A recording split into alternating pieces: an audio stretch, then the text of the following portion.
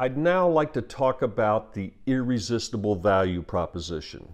And again, this is one that causes the customer to sit up, take notice, want what it is we're selling, and want it now. How can we get better at creating an irresistible value proposition? Well, let's talk about the attributes, of an irresistible value proposition. Number one, we've got to shine a spotlight on this incremental to the customer's alternative. What most people don't understand about value is that it's anywhere and everywhere incremental. You have competitors out there, and if you're talking about the same thing they're talking about, it's literally noise to the customer. It doesn't stand out. We've got to shine a spotlight on that incremental because that shows how we're unique, distinctly different, and certainly different where it matters, and that's with the outcomes that the customer is trying to achieve.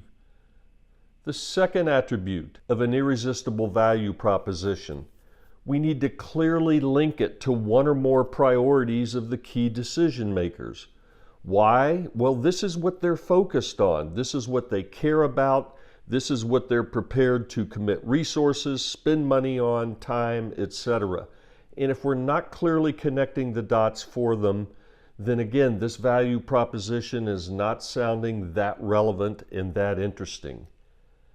And then finally, one of the biggest mistakes I see being made with value propositions is that we put it in our language and not the customer's language.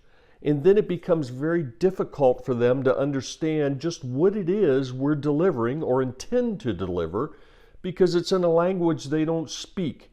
You know, every company has their plethora of acronyms. And if you speak that way internally, that's one thing. The people internally, understand what you're saying. And as I often tell many of my clients, if you all were selling to each other, you'd be filthy rich because you know what you're talking about. But when you're talking to a customer, it's not their language. We've got to take great care and ensure our value proposition is in the language that they speak. Now, what do these three attributes do for us? Well, number one, it tells the customer why they ought to be looking at us because we are saying something different. We're standing out above the crowd. Number two, why should they care what we're talking about? Because we're aiming at one or more priorities that are important to the key decision makers. That makes us very relevant. And then finally, the third attribute, it's in their language. They'll clearly understand what it is we intend to deliver. This is an irresistible value proposition.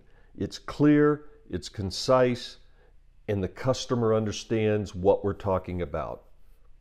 Let me share with you what I think is probably one of the most elegant value propositions from a client of mine. And here it was. This was presented to a senior vice president. With our solution, we will get your IT infrastructure integrated 2 months ahead of the board's deadline. And that was it. That was the value proposition. Now you might say to yourself, boy, there's not much there. Well, there's a whole lot of background to this that I don't have time to get into. But suffice it to say, the senior vice president had to commit to the board of directors that he would have it integrated before their deadline. By the way, the competitor we were up against, their price was zero. Now we were selling software. They're selling software and hardware. Their price was zero. Well, there's no way we can compete against a price of zero. All right? We had to change the game and make it about time. Rest assured, time is what was critical to the senior vice president. Bottom line, in less than 2 weeks, we were awarded a $12.5 million sole source deal. Now, this is from a company that has a policy that you always go out for bid. But like every business, And then government entities are the same way. There's always that escape clause, except in situations of unique value. And who gets to decide if it's unique? It's always someone very senior. So you've got to make your value unique to them. I hope this has given you some insights, into this concept of the irresistible value proposition. If you or your team can get much better at presenting these value propositions to customers, you're going to get them excited. You're going to get them to want to do a deal with you and want to do it now.